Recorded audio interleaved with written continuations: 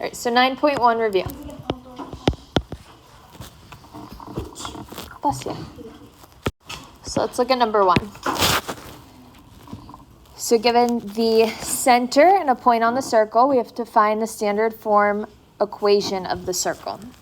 So our equation of the circle is x minus h squared plus y minus k squared is equal to r squared.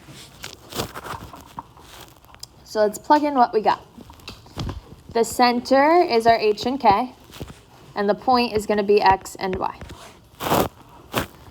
So we have 5 minus 3 squared plus 5 minus negative 2 squared is equal to r squared. So what are we solving for? R. So let's solve. 5 minus 3 would be 2. So 2 squared plus, what is 5 minus negative 2? 7. Remember that turns into a plus. This would be 7 squared. So 2 squared is 4 plus 7 squared is 49. So this would be 53. Now you could take the square root, but when we plug it back into the equation of the circle, we're plugging in r squared. So we don't really need to take the square root here. So we have x minus 3 squared plus y minus negative 2, which turns into what? Plus 2 squared is equal to 53, because it's equal to r squared, and r squared we said was 53. Oops, 53. Okay, so I'm going to come up with a different question. So we're going to call this new number 2. Let's say that it gave us 2 points on a circle, 2 end points. So let's say end points, and we'll use the 2 points here. So given the end points, what do you think I need to do? Well, in the last one, it gave me a point on the circle and the center. So what do you think I could find given the 2 endpoints? The center. How would I find the center?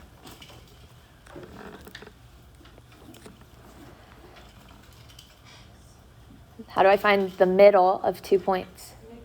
The midpoint formula.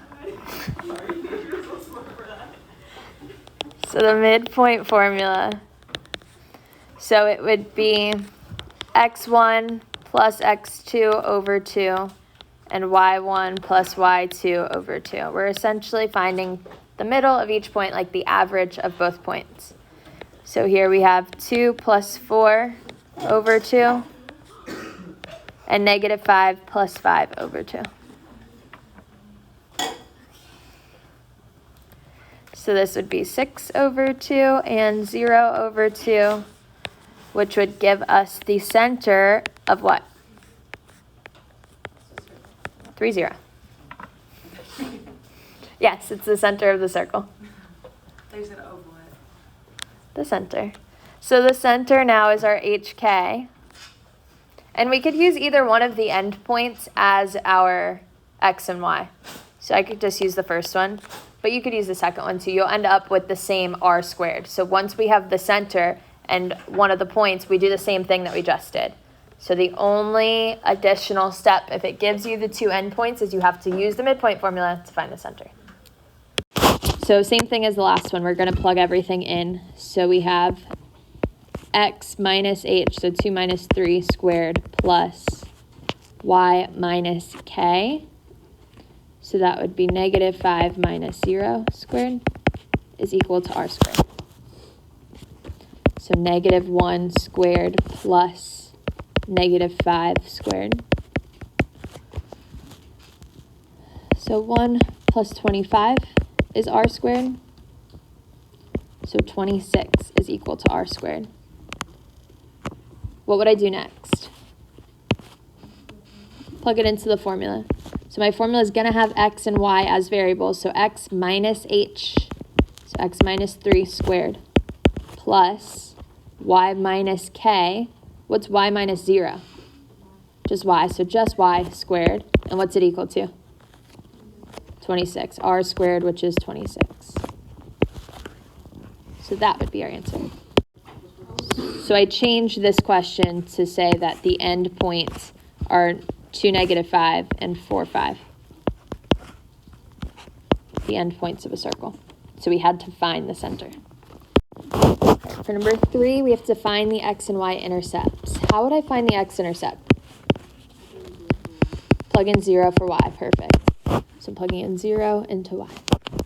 So this gives me x plus 7 squared plus 0 minus -3 squared, which would just be -3 squared. That's equal to 5. So we're solving for x here. So x plus 7 squared plus 9 is equal to 5. We can subtract 9 on both sides. So x plus 7 squared is equal to -4. What would I do next? Take the square root of both sides. Can I take the square root of -4? No. What is the square root of -4? It's imaginary. So here, I would have no x-intercept. Because it's imaginary, our graph doesn't cross the x-axis. So there would just be no x-intercept. Let's find the y-intercept. How do I find the y-intercept?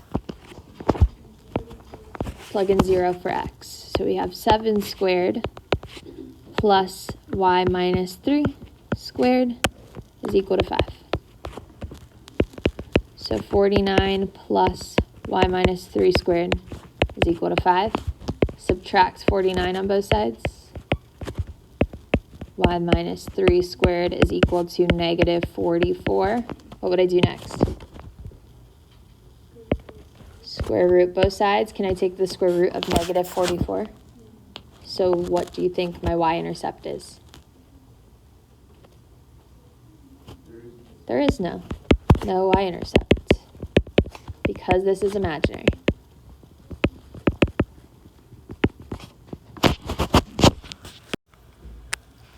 Let's do number 4. So let's start with the x-intercept. How do I find the x-intercept? Plug in 0 for y. So I have x minus 1 squared plus 4 squared is equal to 39.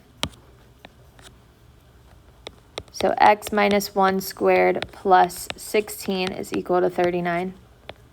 We subtract 16 on both sides. 39 minus 16 would be 23. What would I do next? Square root both sides.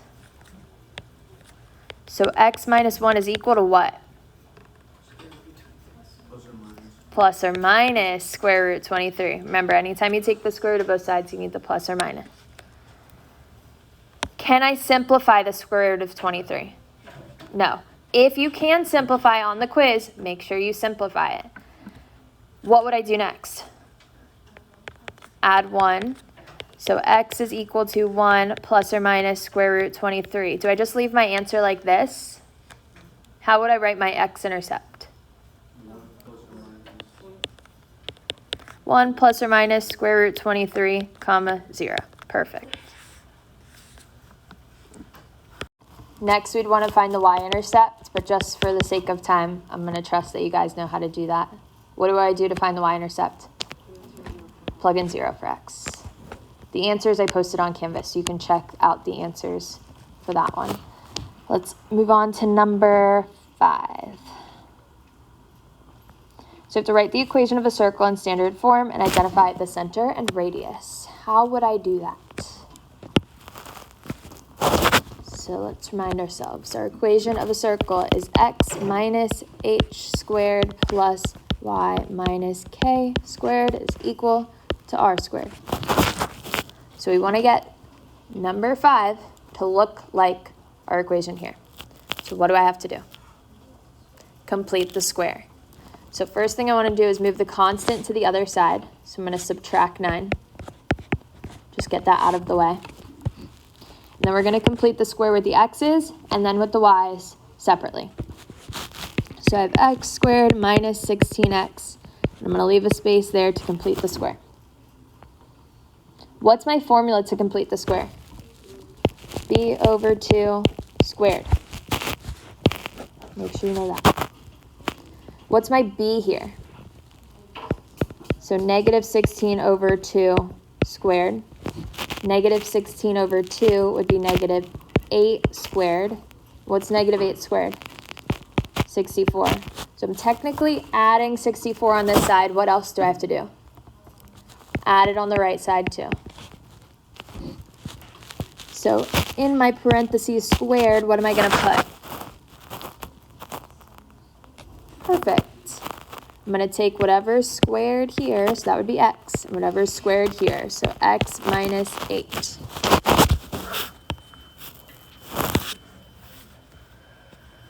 So now let's do the same thing with the y's. Y squared plus 4y plus, and I'm going to complete the square. So let's complete the square with y. What's going to go into my box? 4 over 2 squared, perfect. b over 2 squared, and our b is 4. It's always the middle number there. So 4 over 2 would be 2 squared. And what's 2 squared? 4. So I'm adding 4 here. What else do I have to do? Add it on the other side too. So remember, whatever you plug into your equation to complete the square, you also have to add it to the other side. What's going to go into my parentheses squared here? Y plus 2, perfect. We have y and 2. So then this would be equal to, and we just have to add all 3 of these together. Remember, we moved the 9 to the other side. So we have negative 9 plus 64 plus 4. So that would be 59.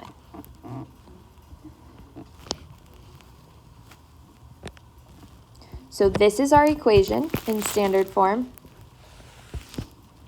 This question also asks to identify the center and radius. So what would my center be? 8 comma what? Negative 2, perfect. We just flip the signs of our x and y, whatever's in that x and y. But make sure you flip the signs. What about our radius? What would our radius be? So remember, r squared is 59. So to find what just r is, we take the square root. So r would be the square root of 59. Simplify your radical if you can. Can I simplify the square root of 59? So our radius would be square root of 59. You only have to do up through 10 because the rest of it are questions about ellipse, which is 9.2. So only worry about questions up to 10. So let's look at 7. We have to find the standard form of a parabola from the given information. So it gives us our vertex and the directrix. We have 2 different standard forms of a parabola, depending on which way it opens. So we have x minus h squared is equal to 4p times y minus k. And we have y minus k squared is equal to 4p times x minus h. Notice how the h always goes with the x and the k always goes with the y. If my parabola opens up or down, which of these 2 equations am I using? The first one. So this would be up or down. If it's y that's squared, it's going to open either left or right, sideways. So let's do a little rough estimate of this graph to see which equation we're going to use, depending on which way it opens. So I'm going to graph. My vertex is at negative 5, 6.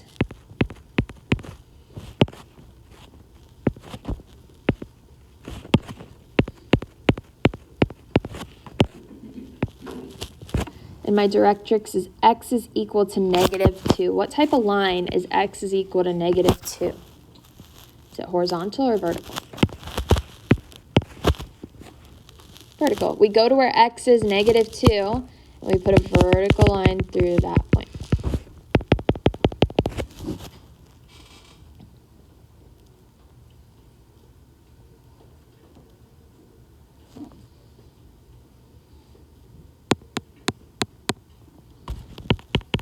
I put an extra line here, so I'm just going to fix that. Because it should be -5. 1, 2, 3, 4, 5.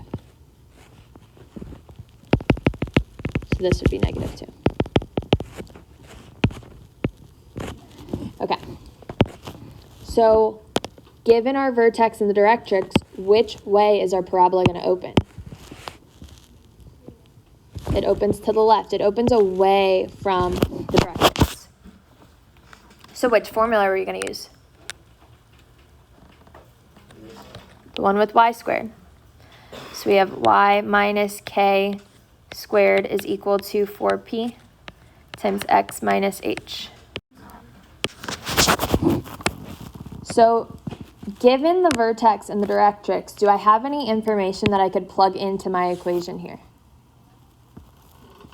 H and k. My vertex is my h and k. So I can plug those in. So I have y minus 6 squared is equal to 4p times x minus -5. So what does that turn into? Plus 5. Now yesterday, what did we say p is? The distance from the vertex to the focus, which is also the same distance from the vertex to the directrix. So p is the distance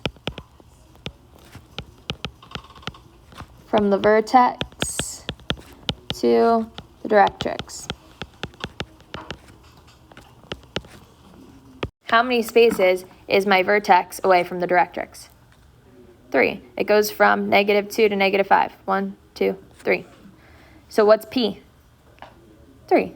But we got to make sure if it's +3 or -3. If my graph is opening to the left, it would be -3.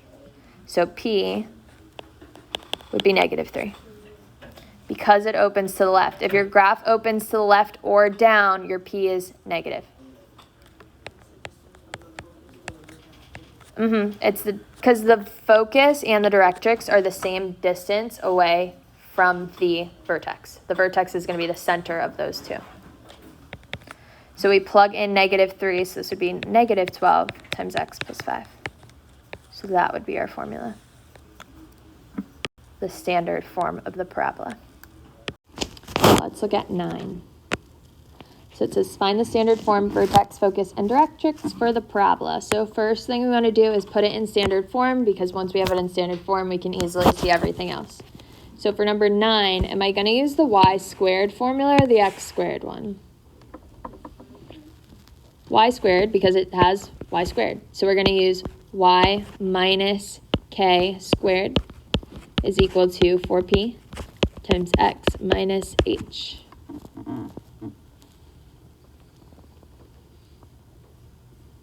So we need to get our formula here, our equation, to look like the formula.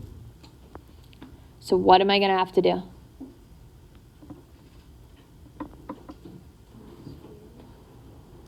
Do what? The square. We complete the square. So I'm going to move the x and the constant to the other side just to get it out of the way, because it's going to have to be on the right side anyways. So I'm going to subtract 4x and add 3. Let's move those. So I have y squared minus 6y. I'm going to leave the space to complete the square is equal to negative 4x plus 3. What's the formula I use to complete the square?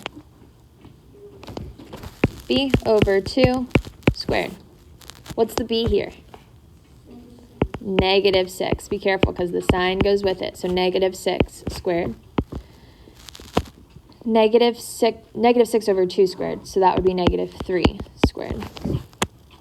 What's negative 3 squared? 9. So I'm adding 9 here. What else do I have to do? add it to the other side. So here, when I write my parentheses squared, what's going to go inside it? Y minus 3. Perfect. So the sign stays the same as it is in the parentheses. We just put those two numbers in there. And then it's equal to negative 4x plus 12.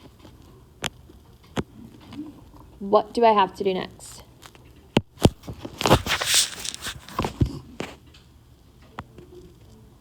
Awesome. I have to take out negative 4 because I need it to be just x minus a number. The x can't have a coefficient. We got to take it out. So whatever the coefficient is in front of the x, we're dividing that out.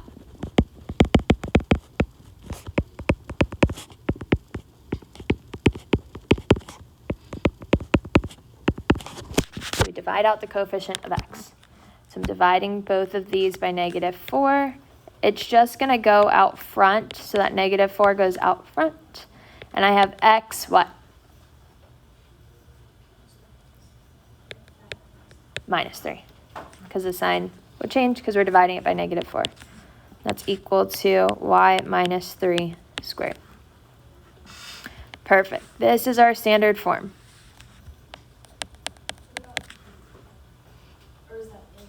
P is like in the negative 4.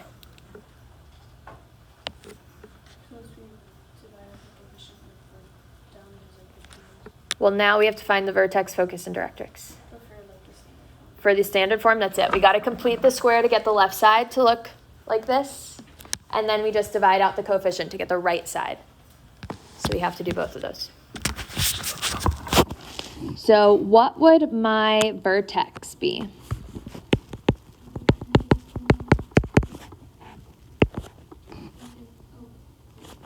3, 3.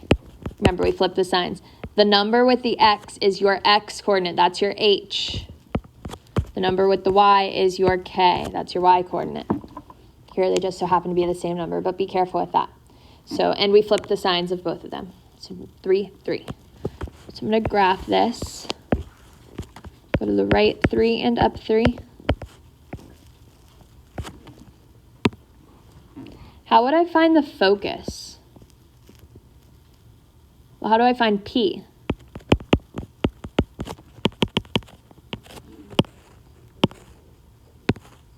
P is the distance from the vertex to the focus, or the vertex to the directrix. But how do I know where is P in my equation? It's in this number. We know that whatever our coefficient is here is 4P, because our formula is 4P. So for the focus, I know that 4P is equal to negative 4. So whatever that number is out front here, that's 4P. So to find what just P is, we're going to divide by 4. So P is equal to negative 1.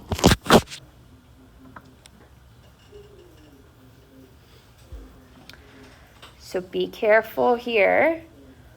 Which way is our graph going to open?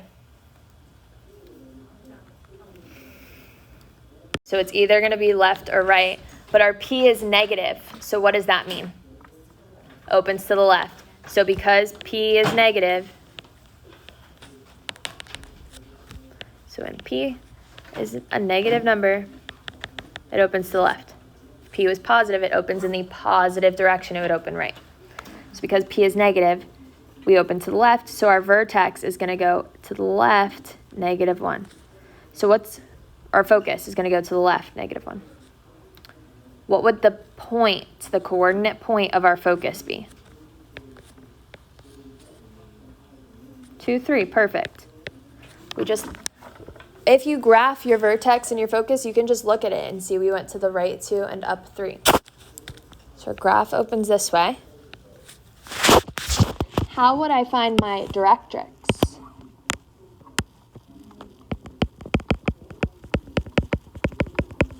It would go to the right. How many? 1. So it's going to be a line to the right 1. If it's a vertical line, is it x equals or y equals? X equals. It crosses the x-axis here. At what point? 4. So x is equal to 4. That would be our directrix.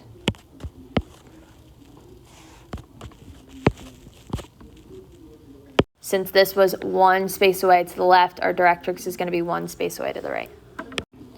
So let's do number 10.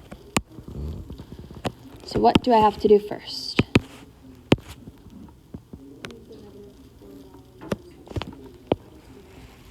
Perfect. I'm going to have to complete the square, so I want to move the negative 4y and the 7 to the other side. So I'm going to add 4y and add 7. So I have x squared plus 6x. I'm going to complete the square, so I'm going to leave a space, and it's equal to 4y plus 7. What's the formula I used to complete the square? And what's my b? So 6 over 2 squared, which would be 3 squared. What would I do next?